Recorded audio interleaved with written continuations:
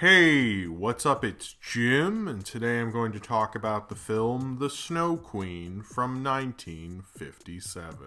The Snow Queen is regarded as a classic animated film. It's a major influence on Hayao Miyazaki, and it's one of the rare foreign films at the time that got a major release from a US studio. And it's always been this notorious film that I never got around to watching. I always actually heard about it when I was a kid quite frequently. It's probably one of those animated films that's more interesting than good, but it's still a very interesting ride to go down. The character designs are something of their own. It kind of has a dream logic to the whole film. It's one of the more bizarre fairy tale films I've ever seen. And it's actually the first film version of the Snow Queen, and actually considered fairly close to the source material, considered probably the most accurate to the source material of the Snow Queen that's ever been made. Frozen isn't actually really based on this story. Apparently they were developing Frozen to be based on the Snow Queen and kind of made their own thing that only really shares like an ice castle and a lady who controls snow and shit, and that's kind of it. So Frozen really doesn't have much to do with this. The similarities certainly, and it came from the ideas, but it has very little to do with this film or the original story. This is a major film in Russian animation, and it's interesting how big it became and how respected it was and how it became so well known to US audiences. I can't think of any other Russian animated film as well known as The Snow Queen is. I think a lot of that has to do with how much of a major achievement it was. It did well at film festivals. It's very beautiful. It has a real bizarre sense to it, but it has a real classical bizarre sense to it. If you weren't really thinking about it, you probably could just consider this a silly little kids movie and not consider how odd and strange it was. And it's kind of just a miracle in a lot of ways that this film is as well known as it is. It's a film that you can see its influence going throughout everything from Miyazaki films to even Adventure Time. Really brings back surrealism to animation at a time where I don't think that was really coming into play if you look at what Disney was working on at the time. More of stuff like Lady and the Tramp, which is a lot more literal. This film gets into the weird strangeness of Hans Christian Andersen that studios like Disney weren't really into, but it seems like it grabbed a lot of the public's attention at the time, and even in the 90s when it was re-released on home video several times. Two friends, Kay and Gerda, who are planting flowers and roses in their window box, which is kind of like this piece of wood between two buildings and windows where they plant plants, which doesn't look too safe for children, but whatever. They plant two flowers together and call them their roses or our roses. It's semi-acted like they are brother and sister, but I'm like kind of not sure what the deal is with that one, because they do live in separate places, so I don't think they're brother and sister, but I don't know. Maybe they have a really big house or something. During the winter and they can't plant flowers as much, Gerda's grandmother tells them the story of the Snow Queen, and Kay decides to make jokes about the Snow Queen. If she came here, they'd just throw her on the fire and she would melt. And Kay and Gerda laugh at that, but unfortunately for them, the Snow Queen is watching from a mirror and hears everything they said and doesn't really like that, because the Snow Queen can't just be like, haters gonna hate, whatever. Puts an icicle in Kay's eye and then freezes his heart as well and makes him mean and evil. And after he is around the town and messing with Gerda and not being as nice as he used to be, he is taken by the Snow Queen, taken to her palace, where he'll get colder and colder and not feel passion and joy anymore and emotion, much like the Snow Queen herself. And Gerda decides to go on a mission to get him back and find out what exactly happened to him and hopefully reunite Gerda and Kay once again. The dream logic and the surrealism to this film is really what makes it special. You can't really connect to the characters. I did see this in Russian with subtitles. I didn't see the English language dubs, which from what I've heard of them, I tried to watch a few scenes and they didn't sound too good, so I'm kind of glad I went that route, which you can watch on YouTube, or at least at the time I shot this review you could. You can't really connect to them. They're not very well written. I've seen a few reviews where they comment how it's great that this film has a strong female protagonist like Gerda, but honestly there's nothing that distinctly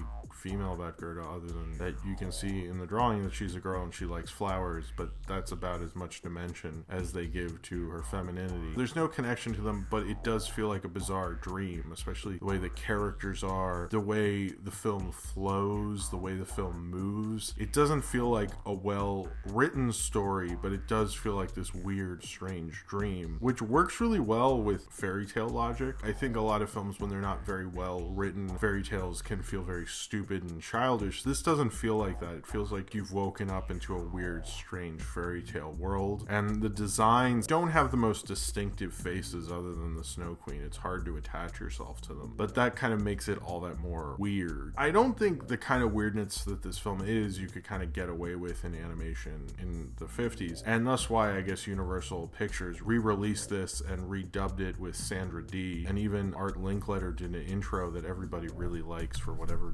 stupid reason, and it's like a 2-minute montage in the beginning, and he says 1 snowflake, 2, 3 snowflakes, 4, and now you'll see the Snow Queen if you add 1 million more, and it apparently has a completely rewritten musical score. And then they redubbed it again with Kirsten Dunst and Kathleen Turner and Mickey Rooney, which I don't understand why they redubbed it. That seems like a waste of money to me. I don't have anything written about how well it did box office wise, but it's more well known than I think most Russian animated films and a lot of foreign animated films. I don't think it was a huge blockbuster, but I think it probably did okay if they're gonna just keep redubbing it and re-releasing it quite frequently, especially in the 90s. Probably because I haven't been exposed to too much Russian animation, and I don't think US audiences have either, so it probably felt like something strange and weird and different and a very unique story. Originally, the Snow Queen is actually this devil character. The mirror can distort your vision and only see things that are evil, which is why it makes him evil. They kind of ruin that with the ice splinter thing. It's kind of just like his heart is also turning cold, and that feels like that's more of an emphasis on that in this film. It doesn't change it too much, and it plays up the oddity of the whole thing. When you hear about how a Hans Christian Andersen story plays, usually when they adapt it, they change it a lot for more modern sensibilities, and I think they changed it a little bit, but the flow of it still feels like something stranger and older. Almost doesn't feel like 57 at all. The animation is still very beautiful and very nice, and I wish there was an even better restoration of it than the one on YouTube. It's careful to note they didn't have Disney money, and as cliche as it is to talk about foreign animation and say like it's better than anything Disney does, which is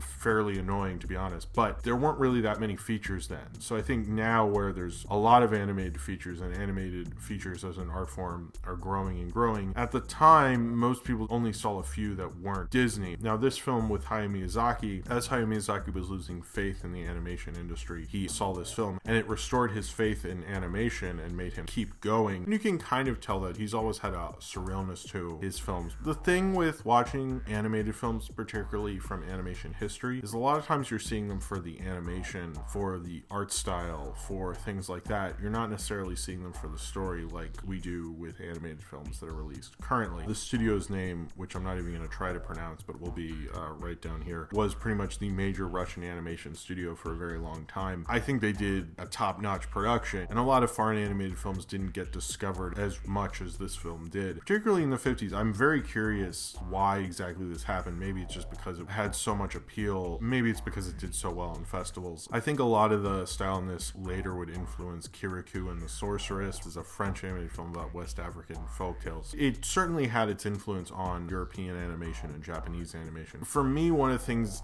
I liked a lot about it was its weirdness. I don't think 50s animation, when I think of some of it, it doesn't feel as weird, though strangeness to it might feel in America like it probably should have happened in the 40s. This feels like its own kind of weird, strange world, and I like how it does feel like you are remembering this fairy tale dream you had, and you can't kind of connect to it, but you're only thinking about how the plot moved, and it all kind of works for that. It does have a semblance of a plot. I love the design of the Snow Queen, who's pretty much the only real memorable character design throughout this entire movie. But if you're interested in the history of animation and very influential animated films, I think this is a fairly good one. I don't think it's a classic like The King and the Mockingbird and many other obscure foreign animated features, but it's worth an interesting watch. I don't know if I'd ever watch it again, and I don't know why I ever put it off as long as I did. I remember my babysitter telling me about it and saying she'd rent it, and we didn't, but I guess we saw Dark Crystal, so that was cool. It's kind of, for me, felt a little bit more like checking a film off of a list than falling in love with a new animated film discovery. And I think that's how most people will view it, but I feel like enriched for having seen it regardless of that. I experienced a strange, weird little animated movie. It's not a strange, weird animated movie. I don't think I'm gonna remember that well in a year. I think I'll go, oh yeah, I saw that. And that's pretty much all I'm going to get from it. It's an interesting movie. It's a strange movie. It's a cool movie. because it's about a Snow Queen, but it's not a particularly remarkable one. And I think a lot of the things with animation history, like I said before, has a lot to do more of the animation than the story, particularly in this era when you weren't really getting a lot of that. And that's not me being snotty about some of these things. I think some of the films from this era do have great stories, but I don't think necessarily this